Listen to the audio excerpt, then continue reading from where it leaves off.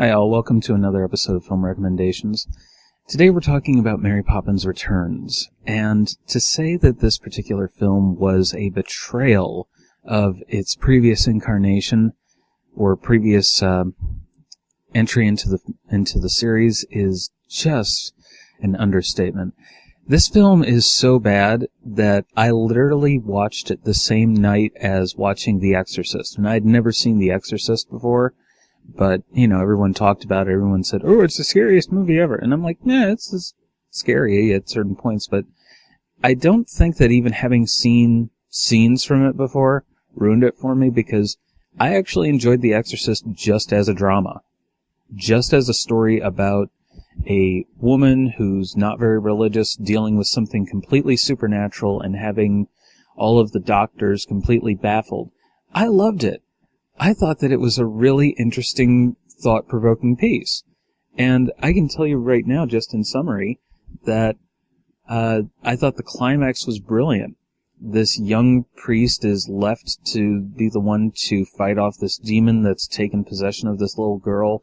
This innocent soul's going to be condemned to hell, along with who knows what else will happen. And only this priest, who has a complete crisis of faith after everything he's been through over the past several years, including some recent stuff with his ailing mother. Yeah, he's going through some stuff, and don't you know, he makes the ultimate sacrifice, and I think that both he and Regan's soul were saved in that moment, because he not only sacrificed his soul in that moment, which I think I can reclaim any soul personally, but there's also the factor that he did reclaim Regan's soul, and I don't know if there were other souls actually in there, or if that was just the demon lying, because the demon lied a lot in that one, which was a brilliant touch for the writing. But, then he sacrifices his life, his body, painfully, in a way that we've already seen can happen in that particular situation. I saw some behind-the-scenes material all about how the film got put together and how they built on this extension to the house and then tore it down shortly thereafter, because they wanted to have this one window able to overlook this really long stone stairway. Anyway, I watched The Exorcist, and I felt fine afterwards. I felt great. Back when it came out, there were people visibly shaken by everything they saw. They were upset. It might have been just promotional hype, and the people were paid or encouraged to give that kind of testimonial. But, yeah, Mary Poppins Returns actually kept me up. It actually had me upset from the moment that it started. And I will say, I think that their casting choices were bad because they were thinking, they weren't thinking who would be really good to play an heir to Bert, to Dick Van Dyke's character. Who would be a good heir to Julie Andrews. And their thoughts were Lin-Manuel Miranda and Emily Blunt. Excuse me? Lin-Manuel Miranda and Emily Blunt. First off, Lin-Manuel Miranda, who I'm just going to call Miranda, because that name is a bit long. Miranda is a very gifted performer. I saw him on House back when he was playing a recurring character for this one season. And I was like, that is a talented person. That is someone who, even though he's playing someone super annoying, you can tell that he's really holding back a lot of talent just to sort of play a good character. But he fit in so well. He was enough of a good, versatile performer that he really was working well opposite actors like Hugh Laurie. So the talent there was really phenomenal. But the other half of it is Emily Blunt. Oh my God. So you have an opera-trained soprano like Julie Andrews, who has a very wide range, has a very rich, melodic voice, and is able to articulate that voice really well in a full soprano range. And then you have Emily Blunt, who is a mezzo-soprano who sings mostly out of her head. So, for example, this is me talking out of my head, and this is me talking out of my diaphragm, out of my chest, where I'm breathing from. So you can hear a much deeper, richer tone in my baritone voice. That's where I tend to talk from if I'm giving a public speaking engagement. And likewise, that's where a lot of singers sing from. If I have to sing, and I have to have a lot of people hear me, that's where I sing from. If I'm just singing for myself, I might sing up in my head a bit more. But Emily Blunt does not have the range and is not able to sing in as clear a tone as Julie Andrews. So right away, the singing is a problem. More importantly, this is a film based off of Mary Poppins, the original book, not the actual sequel called Mary Poppins Comes Back. They had the rights at Disney to make a film called Mary Poppins whatever, but they could not base it on any of the books too much. They wanted to make a sequel, but the author, P.L. Travers, was absolutely adamant that Disney could never make any of the other books. The other books were not, as they call it, optioned to be made into films. Now, I only learned this after seeing Saving Mr. Banks, which I thought was one of the best films I have ever seen. I genuinely loved that movie. I thought it was wonderful. And it wasn't even the casting that made the difference for me. It was the story. You can cast almost anyone you want, and have, as long as they act okay enough that you're focusing on the story, you're doing fine. Because if the story's good, people will enjoy it. That's not emphasized enough in a lot of filmmaking. They think you can just shove whatever. Well, Mary Poppins Returns is kind of one of those things. I think, and this is my personal perspective, the story was created by David McGee, Rob Marshall, and John DeLuca, and the screenplay was hammered out by David McGee. Well, I think that these people didn't actually understand the original movie. And it's something that I genuinely did understand back when I was a kid, and that Saving Mr. Banks reminded me of. When watching Mary Poppins, the villain is not the father. The villain is not the bank. There is no villain. The conflict of the story is Mr. Banks against himself.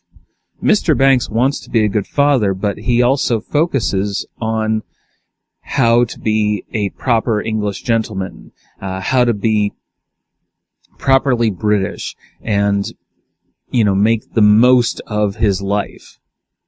Have everything kind of in order. And this is a common phenomenon with a lot of people who suffer addiction, as we understand from Saving Mr. Banks, that Mr. Banks is based off of P.L. Travers' father.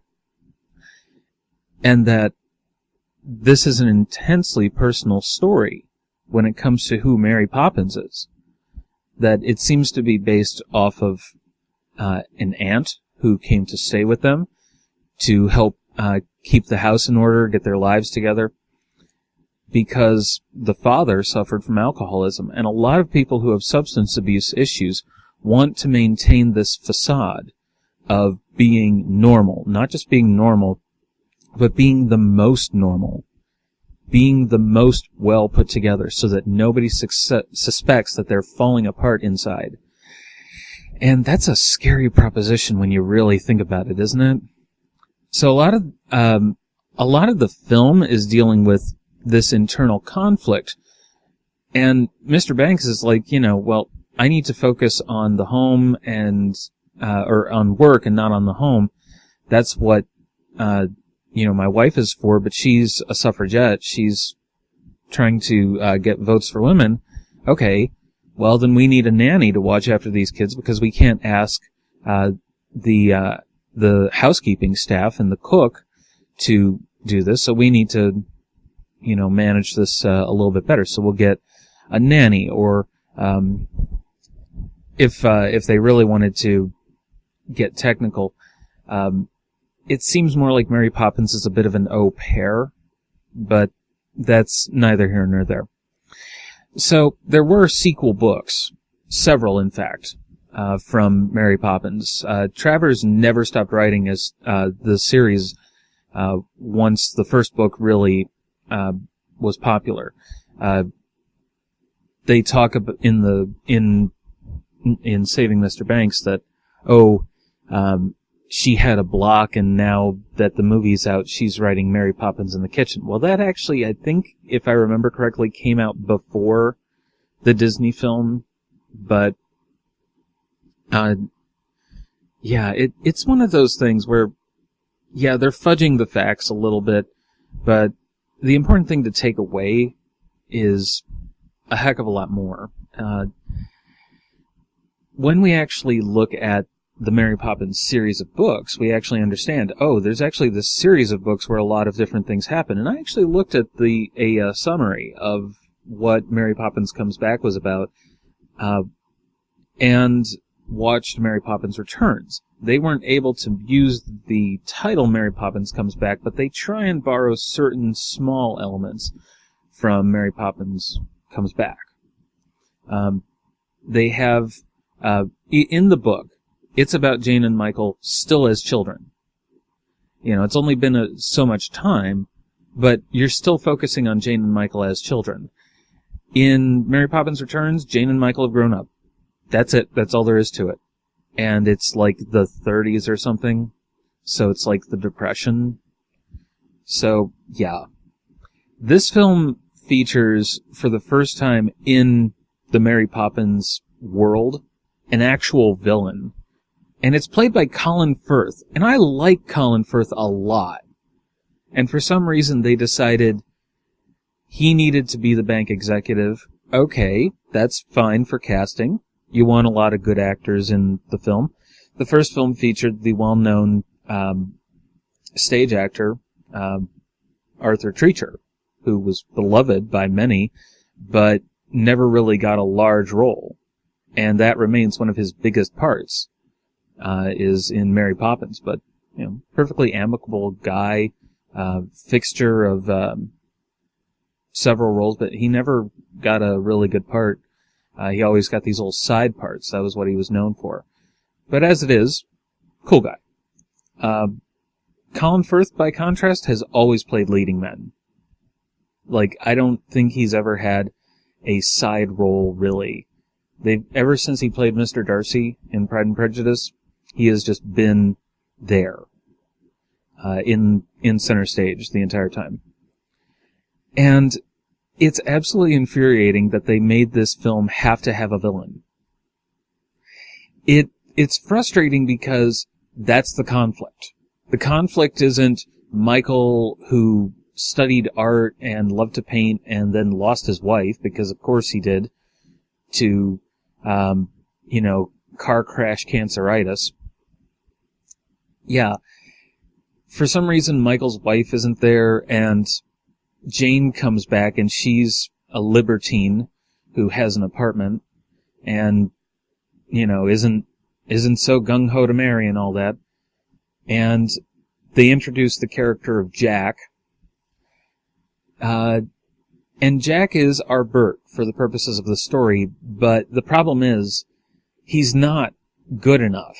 He's not enough of a rounded character. He's just, smiling, and he marvels at everything, and he's so chipper and everything. Whereas Bert actually had some character. Bert had, different sides to himself.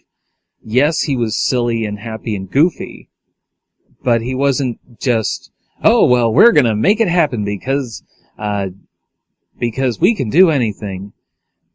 And that's really how it feels with Jack. It's like, he and his other lamplighter friends are just like, we can do anything. We're gonna make this happen. We're gonna climb up the side of Big Ben using nothing but ladders and each other, and we're gonna get up there and we're gonna make this clock, stop. And it's like, no, you're not. In fact, the police would have already been on you guys and probably shot you, because this was, the period, I believe, when bobbies did carry pistols.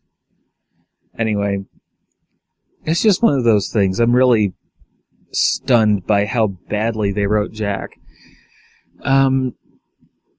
Bert, by contrast, could be serious.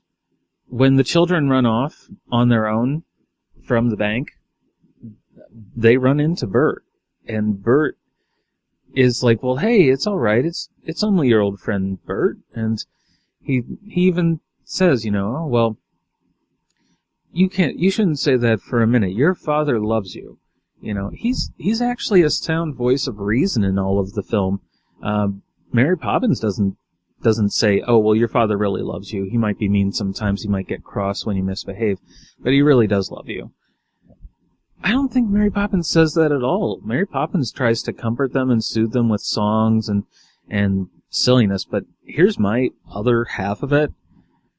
Mary Poppins in this film is not Mary Poppins. Right away, like, you get the sense, okay, she's denying, quote-unquote, anything magical or weird happening. And, that's, she's saying that could never happen when the adults are around, or what have you. But the amazing, wonderful, silly things happening all around the Banks home, or in the world of the chalk drawings, Mary Poppins goes along with it and isn't pretending at all like, oh, well, this, it just, yeah. They've got it half right. Like, she's more than willing to go along with the fact that these things exist and introduce the kids to this. But in the very opening scenes, she is not even pretending like she's not up to something. She has this wry smile like, oh, we're gonna have a magical adventure, y'all. So, so get comfortable. But, it doesn't feel right at all from the very beginning. Jack doesn't feel right. Mary Poppins doesn't feel right. And one of my main issues with the film is that the music does not stop. You get like a 1 or 2 minute reprieve, and then a long musical number ensues. And one of the worst ones is one of the ones that I feel is the most unnecessary, because it's not incidental. You know what I mean? Incidental music is where you're kind of just singing in the moment, and it's not directly like, oh, now we're singing and dancing. Incidental music is usually more if something is on in the background that's music that's on the soundtrack. Like if you have two people riding in a car and a song comes on. A good example, the Carpenter's song from one of those Chris Farley movies. I think it's anyway, the important thing is they're in the car and they're driving along, and at one point a Carpenter's song comes on and they start singing along to it, and it becomes this really big thing for them, and they really feel the song and are having fun. Well, that's an incidental song. It's not a soundtrack that's over the events going on in lieu of dialogue. Whereas in musicals, incidental music would be stuff that, oh, you're singing, but it actually does serve the premise. Well, my main issue is when they're in this world of this porcelain bowl, everything about that is wrong. There is a wolf character who, is very nice at first, and then clearly has a dastardly thing up his sleeve, and it's like, well, why? Why does he just have this oh, well, he's just going to steal everything in our house because he's evil. Anyway. And this is all during a really long musical number that's supposed to be at a music hall in a tent, which is not where music halls were. The music halls were generally in music halls. But, I mean, I guess if it was like a small community, you could do one in a tent. But my point is, the song that they perform for that entire musical number is completely superfluous to the story. It does not advance things at all. The only thing that advances any aspect of it is that the youngest, I think it is, sneaks off and sees the wolf stealing all their stuff, and he has a dangling pocket watch. So later, when the kids go and see the shadow of the banker, who also has a pocket watch and is letting it dangle, oh, well, he must be the same. And it's like, no. These kids would be used to seeing men with pocket watches because pocket watches were very common still back then.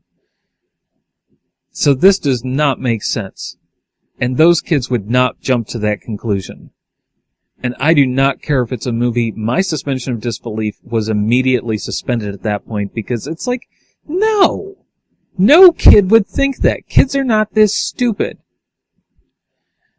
So, a large part of why I didn't feel the movie was okay was because so much of it was pandering and saying, you're watching a big fancy musical with lots of costumes and special effects to make it all look old-timey, and listen to this beautifully orchestrated music, and we have people singing and dancing and looking glamorous. And it's like, that is not what the original Mary Poppins was about. Yes, it was a big, fancy showbiz production, but you did not get the sense that you were watching something that was pandering to you or where the creators clearly thought you were stupid. This one, I felt actually a bit insulted by the material. I felt like the material did not respect me as a human being and just wanted me to gobble down all of this. I actually ended up, I forget if I fast-forwarded through some parts, but I was really bored, was the problem. And that's the worst crime that a piece of film can commit. Like, you can have artistic pieces, but if you want a really big-budget film that's going to really knock the socks off people, it cannot be boring. One of the worst things that this film did was it was boring. I was so tired of it. Too much of a good thing. The musical numbers were so tightly packed. And bear in mind, I actually looked at the runtime, and if I remember correctly, The Exorcist was longer. One of the reasons why I didn't mind watching The Exorcist was because it had differences in pacing. At one point, you just have a shot of the mother walking from where she's doing her filming to the house she's renting for the length of time that she's filming there, and they play Tubular Bells over it. There's no reason to play Tubular Bells. It's just known as the theme from The Exorcist, to a lot of people, but it's called Tubular Bells, and it's this, it's meant to be this, really like, interesting, instrumental piece. Well, yeah, it's this quiet scene. It's very subdued. You would think, like, if you watched Halloween a lot and you heard the Halloween theme, which sounds a bit similar, playing over pictures of, I think it's Laurie Strode walking the streets, and, oh, is something about to get her? No. Nothing actually gets Laurie Strode. Just like nothing actually happens to the mother in The Exorcist. By contrast, the pacing in Mary Poppins Returns does not change. It does not change from beginning to end. From beginning to end, you are watching a movie, and it is full of songs and spectacle. And I think that's the main problem. They focused so much on spectacle that they lost sight of any substance, any gravitas, any emotional impact that the scenes could be having. There's an entire subplot about Jack possibly dating Jane, which I think is stupid and shoehorned in. There's no reason for it. Bert doesn't, wander off and date one of the cooks in the bank's house. Doesn't happen. If anything, it's more suggested that Bert will date Mary Poppins, or is in love with her at least. But here is the worst aspect. Beyond everything else, the resolution to the plot revolves around them slowing the clock down of Big Ben so that it doesn't quite ring midnight. And they just figure that Colin Firth's character will guess that his pocket watch is off by a couple of minutes. Okay. Yeah, you had to wind him back then, so it's entirely possible that it could be off. But they climb up the outside of Big Ben using nothing but ladders and each other, and it's like, no. You would go inside the building and actually try and affect the controls. You know, you might stop the clock. At one point, they actually turn off all the gas lights inside of it that help it glow so you can see it from a distance. And that, I believe, that would actually work more effectively. And then just stop the clock. And yeah, anyway. But the worst aspect of it is they try and confront Colin Firth, and it turns out that this certificate of shares in the bank, which should be on record. You shouldn't need a certificate. The certificate would just be your piece of proof, but the bank would also have proof of this. It turns out that one of the kids was ripping up this drawing, this really nice drawing that his father had made of himself, his brother and sister, his mother who just died, and his father. His father had made this drawing, sketched it out. It was really nice. And the child ripped it up to patch up an old kite. No child would do this. A child would look at that drawing and say, oh my goodness, this is really precious. I cannot lose this because this has my mother on it. No child would rip up a picture of their mother that was so lovingly made by their father. So right away, that's a problem. He might use some other scrap paper, but he would never use a picture of his mother. But we need to have him rip it up so that we can have them sit there at the desk, patching it up, and have one little piece missing. There's no reason to have one little piece missing. There's none whatsoever. But they do that so that they can have Dick Van Dyke's character come in who's playing, I guess, the son of the old banker who he previously played and who was played by a completely different actor back in the original movie. Anyway, he comes in and says, oh, you don't have to worry about those signatures. Your shares are good. And in fact, we have an account in your name that started with a couple of tuppence your father gave us and told us to invest it well. Well, now that tuppence, through a series of smart investments, has grown into a vast fortune. So now you and your family don't have to worry about money at all. And it's just like, that is the literal epitome of Deus Ex Machina. For those who don't know, in classical theater, if the story was written so badly or people were getting really tired of the play, the stagehands would wheel on this big cloud, and a man in a beard would appear and solve the problems and set everything aright. If someone told a lie, the god would say, this person told you a lie.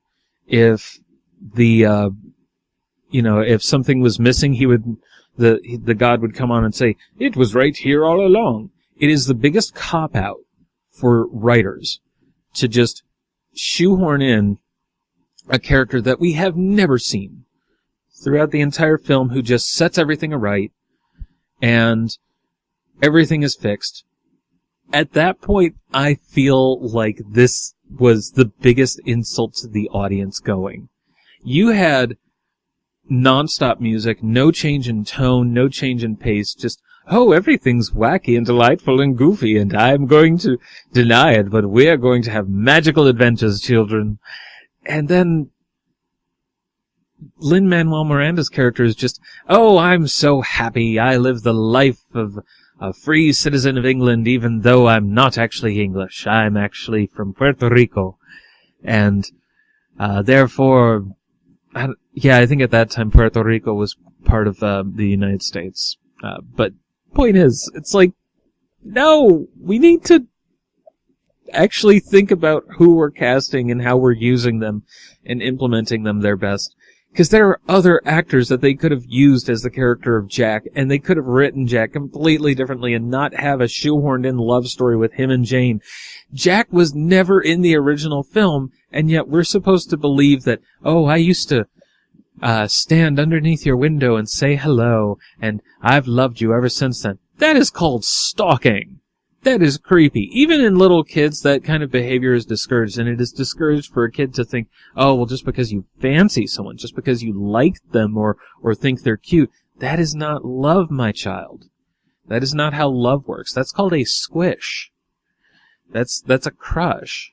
That, you know, if you don't really know someone and you maybe have some kind of feelings about them, that's not love. Anyway. So, but that ending is so insulting to the audience. It was insulting 3,000 years ago, and it's insulting now. Plays, and this includes screenplays, should never end with a character that you've never seen before just walking on and fixing everything.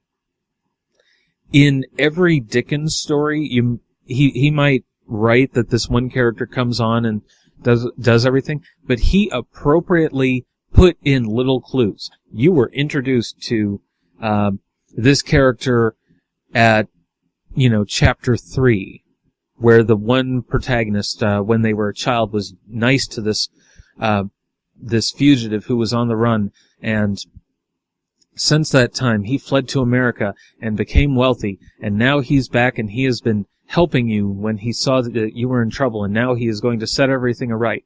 That at least works because it is the rule of Chekhov's gun. It's there at the beginning so that you can use it at the end.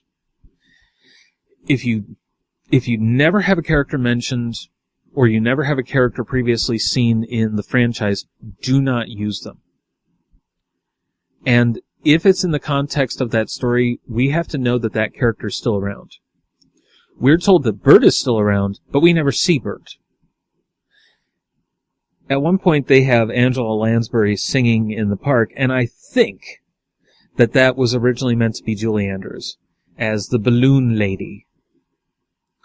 But they couldn't get Julie Andrews because she could tell you that it was not a good enough story for her to be in it. And this woman was in both Princess Diaries movies. But yeah, so help me. I really wanted to like it. Meryl Streep is in this, but she's been in all kinds of crap. Especially in recent years, ever since she got kind of established. And I'm not saying she's a bad actress. I've enjoyed a lot of her work, but this one was not her best work. It falls so flat on so many levels because while they couldn't use material from the book, they didn't even come close to style for writing. And the P.L. Travers writing was still present in the book. These people did not understand the importance of the conflicts within the P.L. Travers books. The conflict is not with a clear villain. Almost ever. In a lot of children's books, there's never a conflict with a clear villain. The conflict is more often with yourself, with your own self-doubt, with, your sibling and your tendency to not want to get along with them. To this day, it's one of the reasons why I think Zathura is actually an underrated film. Because a lot of it is talking about these two brothers just arguing all the time. And when I saw the Lego Movie 2, yeah, I thought it was a good one. I thought it was really well done in much of the same spirit of the first film. The first film was about a son wanting to play with his father, and the second film was about a younger sister wanting to play with her older brother. I thought that's brilliant. Because that's actually in the spirit. That actually is something that appeals to the audience. It's not something that we've necessarily seen before. It's not something where something gets resolved easily except by the characters coming to terms with something they've been struggling with.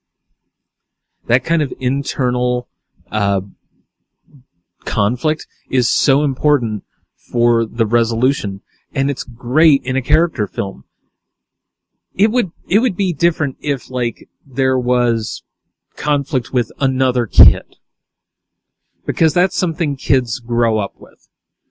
But in this case, it's the evil banker who wants to take all the land in that neighborhood because he only sees value in the property and not in the people, and it's all about money. And it's like, yeah, okay, that's what bankers are actually like. But for the purposes of this story, and in the original film, the villains were not the bank. The villains were not the bankers. Yes, they did a mean thing to Mr. Banks, but that's not understanding or appreciating where that all came from. There's an entire story there that leads up to that, and then it turns out it's because they've forgotten how to be human. They've forgotten about the importance of family. They're not giving Mr. Banks a good work-life balance, as we would call it today. Instead, he's having to spend all his time at work, and when he comes home, he just wants to sit and relax and not be bothered with thoughts of his children. He's just kind of there as a presence, and his children are totems, they're trophies, they're objects in a collection. And Mary Poppins kind of shows that, no, these are living human beings, and if you're not careful, they're going to be all grown up, and they're going to be very cold and calloused and forget all about you because you didn't put in the time now. In fact, it's not even Mary Poppins who reminds them of that. It's Bert. You know, Bert says a spoonful of sugar goes a long, long way.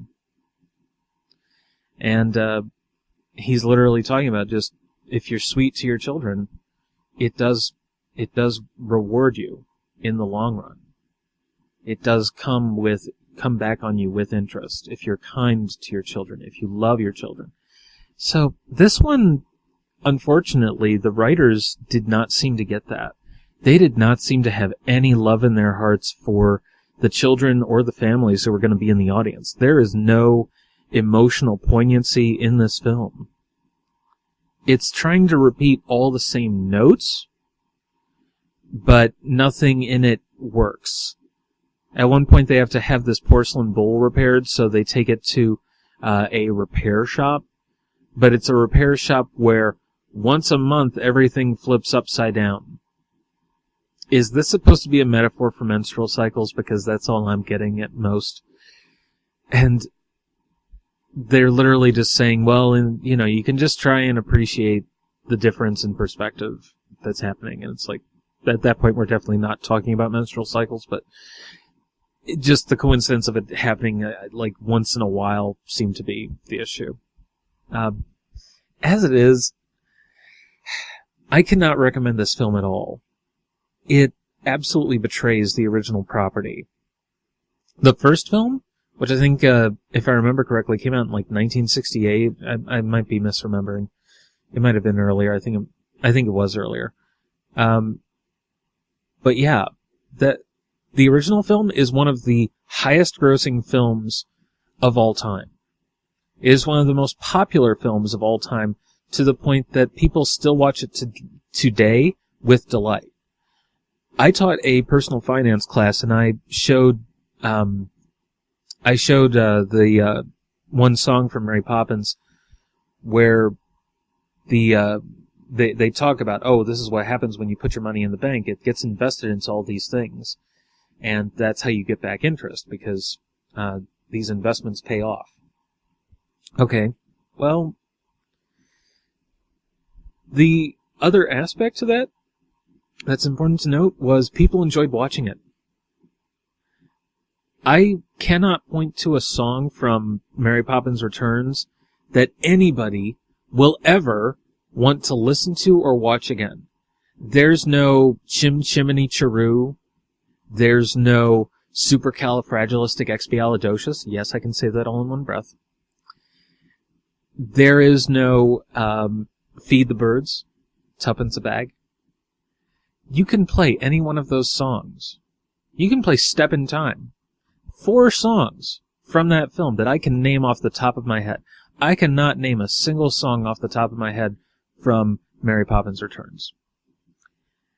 That's unbelievable, don't you think? It's unbelievable that we have a film that is heir to one of the most popular films in all of cinema, in all of screendom, and it is easily one of the worst and most forgettable films that I have ever seen. It has top-rated casting, a lead actress who is praised for her acting, surrounded by other cast members who are praised for acting, singing, everything. What I wish is that they had handed the script writing duties, the story writing duties, to Lin-Manuel Miranda, because we know he can write. And just taken a step back. Maybe worked on him with the screenplay, but I wish that was what they had done. As it is, the film was produced by the same people basically who wrote it, as in Rob Marshall and John DeLuca, and it was directed by Rob Marshall. So you have people on this film who were in the writing and producing and directing aspects, right down to the screenplay. Every aspect of it was by this same cadre of people. The only outlier on that is producer Mark Platt. But so help me, they botched this one so badly that I cannot recover from it. It actually upset me. And someone was like, okay, so how would you write it to make it better? Well, there's a lot of different ways that you can do that. Like, you have Michael basically sitting in for his father in that role. Okay. 1, don't have a villain in the porcelain world. 2, actually get rid of the big stage musical number where Mary Poppins is on screen talking about whatever the heck she's singing about. Don't have the pocket watch element come in. It's okay to have the kids go and look for their father at the bank, and then overhear this thing. But don't actually, have it be so outlined. If you're going to have the bank character, the older bank owner, come in, you have to introduce him sooner. Like, have the secretary say, oh, by the way, your father wished to speak with you, and but he's down for his nap right now. Or, just have little references to him throughout the movie, or at the beginning of the movie, or somewhere, is my point. And then if you're going to have a resolution where this bank person is sort of put in his place, and he's like, I should have never... I don't think it's his father, I think it's his uncle. I think Colin Firth is actually a nephew. But I should have never brought you on to work here. I will decide what to do with you in a month's time, but in the meantime, you're out of here. And so maybe he winds up on the steps in, tattered clothes selling breadcrumbs for tuppence a bag, because we don't see that woman, and maybe, it's a bit of a humbling experience, and, it gives them the chance to be nice to him and go, here you go, we'll take 3 bags. And he can be like, oh, bless you, thank you so much. And it can be a humbling experience for the guy, since he now has nothing, whereas before he was snatching up all kinds of other people's things. And now he has to earn a living, and not just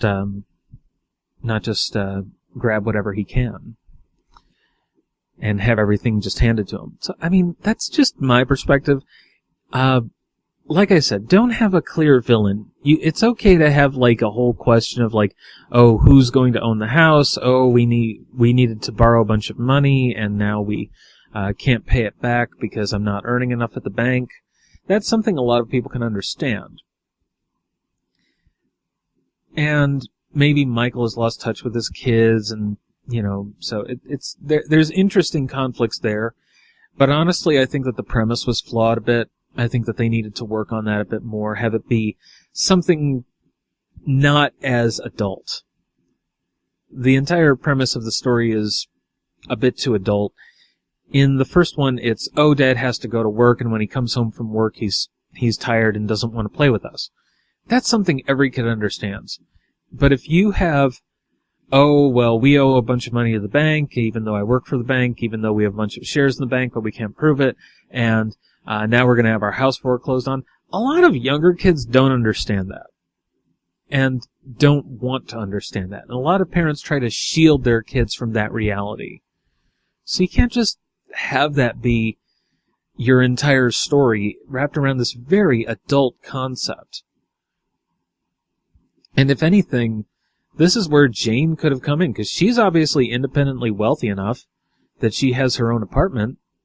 So, maybe she can move into the bank's home and rent out her apartment, and that extra income could help, say, if she owns the apartment, and then she could actually, help save things with the family. But no, you don't even get that. You get nothing. You get no rewards, no return on your emotional investment into the story. Your suspension of disbelief is completely blown away, and none of it feels right from the very beginning. It's one of the worst problems with the entire film. None of it feels remotely like the same movie or like it's even in the same universe. They actually bothered to have the film start with these paintings that were intended to be very much in the same vein as the paintings that opened up Mary Poppins. But those paintings I always felt didn't look like paintings. A lot of them were done with a certain realist touch. And only in the closing credits did you see one. But they spend like several minutes in the opening credits. And in the closing credits. And they talk all about how, oh, this is inspired by the same paintings that were done on the original film. Well, guess what? I don't care if it's inspired by it. You don't have to be inspired by something. The makers of the original Mary Poppins were not inspired by this and that. They put in stuff that was fun, that was timely to the piece. So they had a bit of a knees-up sing-along in Supercalifragisticexpialidocious.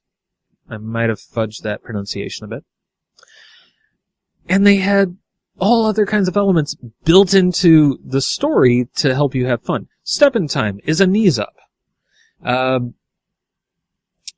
Chim Chimney Cheroo is not a knees-up, but it is kind of a fun little chanteuse.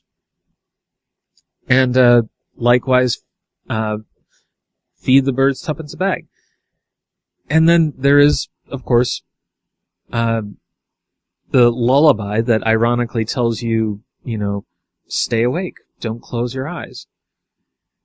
And rather than remembering all of that good original thinking in this, they try and just hit the same notes. Yep, we're just gonna have shot A include all of these elements, and then shot B, and it was like a machine. It was like something reprocessed everything that was supposed to be there. You know what it was? It's like those really awful pink slime chicken pieces. If you think of those really spongy chicken nuggets or chicken patties, everything is mashed up, pressed and formed with soy to bind it together. And it doesn't quite taste like good fresh chicken. It just is similar to chicken. It has some of the same flavor notes and some of the same texture notes as chicken, but it's not chicken. I think the last batch of chicken nuggets I got, I actually could taste the bleach. Ugh. Anyway, point being, folks really need to think about what they're producing when they're bothering to put out this stuff. When I put out a review like this, yes, I'm doing it sort of off the cuff and vlogging, but I'm actually bothering to think about what would be relevant for you as an audience goer. If you saw this movie, like for Christmas or for a birthday, and you thought, oh, my kid loves Mary Poppins, I'm going to get the sequel, and they're going to love that too. Well, no, your kid's going to hate this, unfortunately. And it's going to be unfortunate because there is really nothing to like in this movie. If the kid hasn't really seen a movie before, or if there's one or two things they really grok on, they might jump on this one. But as a rule, no. This film is actually so bad that I'm giving it 0. But when I put together a review, like I was saying, I try and think of what's relevant for you. I try and think of what you're going to want to know about and what you're going to want to see. I don't think there's anything in this movie that's worth watching. Isn't that horrible? You could be watching Mary Poppins, you can be watching any other number of films, but this one is just so bad. And I hate to say that. I would love it if this was a good one, but it's not. You're not going to have a good time watching this. So, anyway, I'm sorry, folks, but yeah, go watch the original. Take care. And if you want to, click like, click subscribe, leave a constructive and respectful comment below, and if you want to, I'd love it if you donated to my Patreon campaign. It's all under the same thing, Claudia, and if you want to, you can follow me and like on Facebook and Twitter under Claudia Reviews. Take care. Bye.